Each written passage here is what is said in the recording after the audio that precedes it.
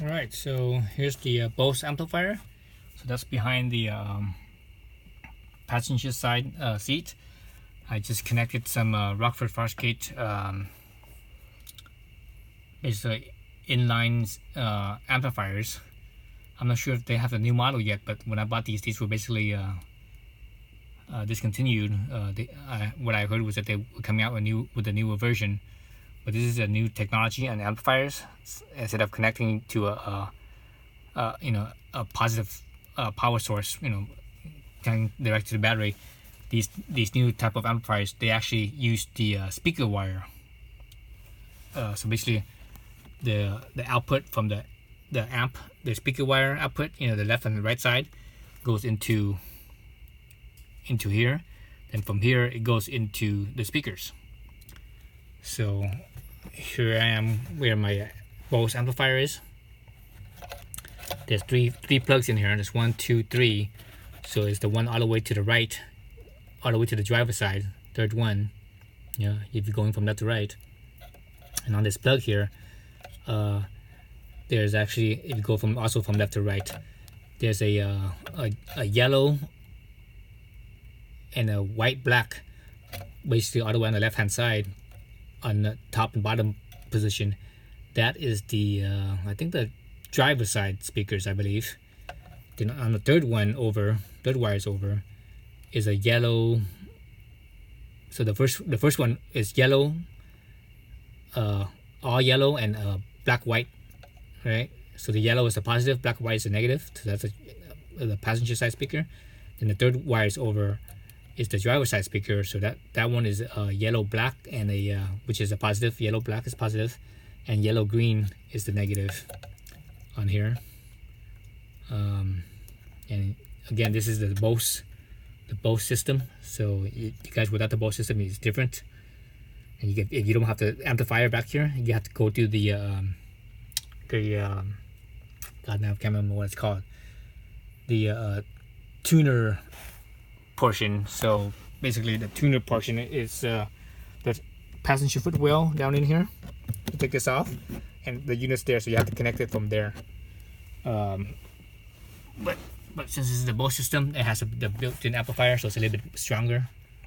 But anyways, so how this works, like I said before, the speaker output here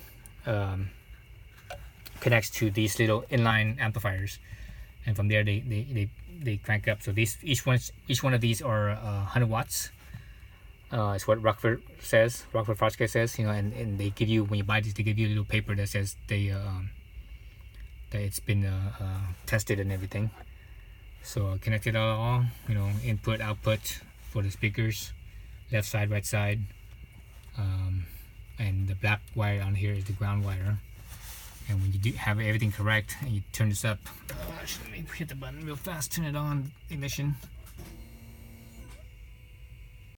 And if it's on right, oops. If it's on right, you will see the on. Continuous recording will now start. On your smartphone, connect to a Wi-Fi network whose name starts with thinkware. Let's see.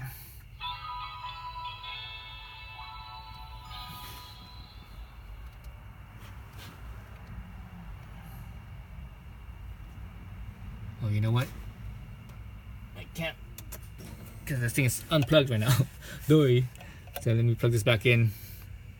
Actually, before I plug that back in, so you can see I used the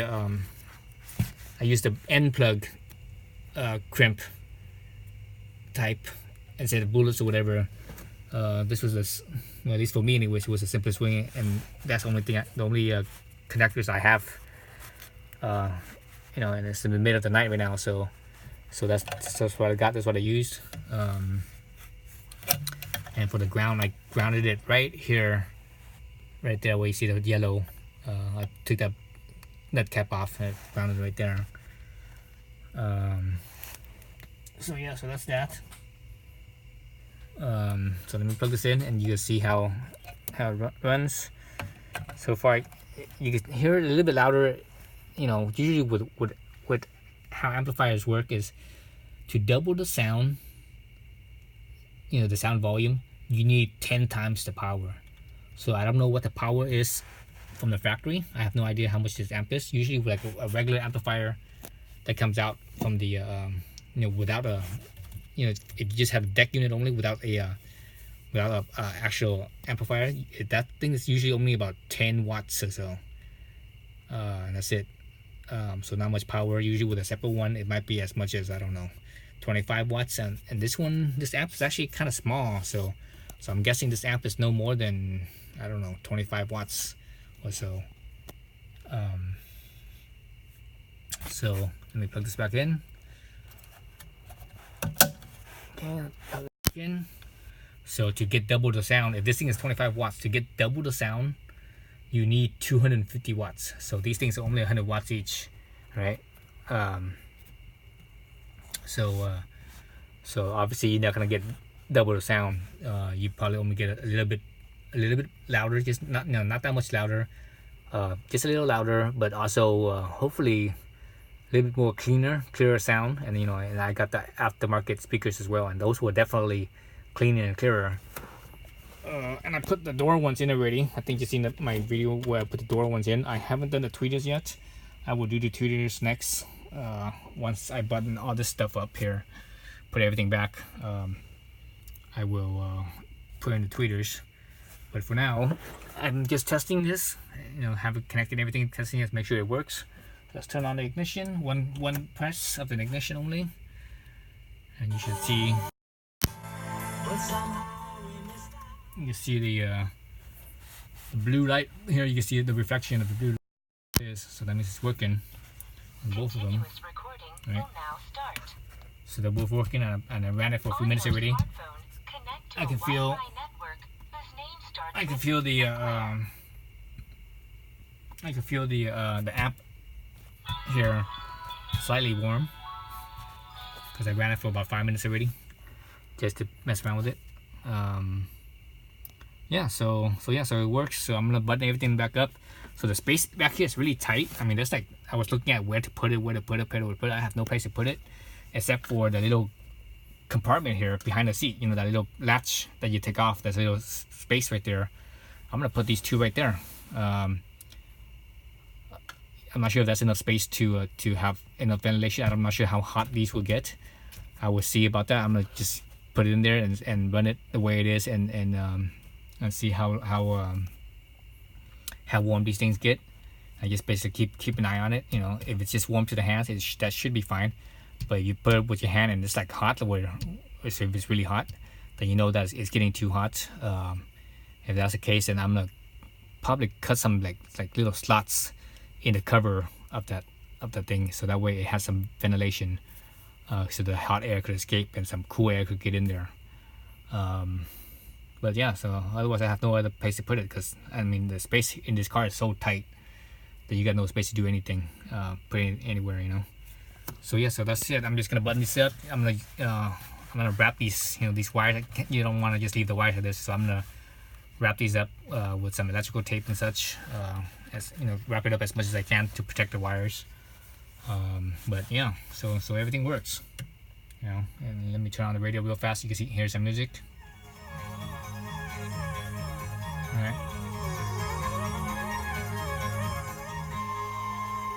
So it sounds like it's a little bit more, it sounds like it's a little bit more, just a little bit more oomph, a little bit more juice, and it sounds a little cleaner as well. As far as when you turn up the volume, it sounds a little cleaner. Usually when you don't have enough power and you want it to be louder, you turn up the volume. One of the things that happens is the sound gets worse as far as how clean it sounds. So yeah, so that's it. So I just turned off the ignition, so now the thing is, the light's off now. So there you go. All right. Actually, let me turn on the ignition again. So as soon as you turn on the ignition, the light's turning on, right? It's blue. Let me see, my radio is on. Obviously the radio is always on, even when you turn on the, there's really no way of turning off the radio, right? All you could do is just turn on the mute. On your smartphone, connect to a Wi-Fi network whose name starts Goddamn dash cam. Dash cam is always, I need to lower that volume on the dash cam. So anyways, so yeah, so like the volume, I don't know of a way to actually turning off the radio. You turn on the volume, or you mute it, or turn off the volume. Yeah, how do you turn on the off the radio? So now I can actually hear the static, because it's in the middle of the night, so everything is like really quiet, right? So I can actually hear the static coming out of the speakers a little bit, right? Hear the static sound. I haven't turned on the engine or anything. That I don't know if there's engine noise in Dutch, but if there is, I will I'll figure it out. Let's see. How the hell do you turn off this radio? I don't think there is an off button. It's just all you do is just turn off the display, and that's it. There's no really off. Not that I know of. Yeah, I can still hear the display is off, the volume is off, mute is on, but you still hear the static of the speakers, meaning that the amplifier, obviously the amplifier is still on because of the blue lights on. So if this amplifier here is on, that means this amp over here is also on. But I can feel it kind of warm now. So if this is on, that means this is also on. So I don't think there's, I don't know if Mazda ever designed an off button, because there's no off button on this damn thing. Maybe there is, but I don't know what it is. I guess I should look at the owner's manual. But anyways, so yeah, so that's enough of me yakking away. So yeah, so this is an alternative.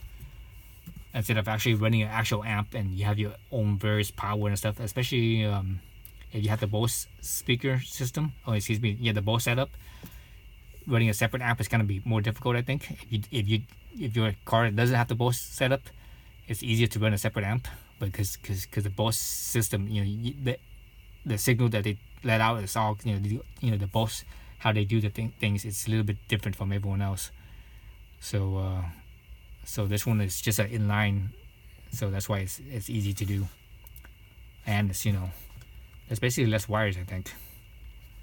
It just seems like a lot, but it's I don't think it is. It's pretty clean. All right, thanks for watching.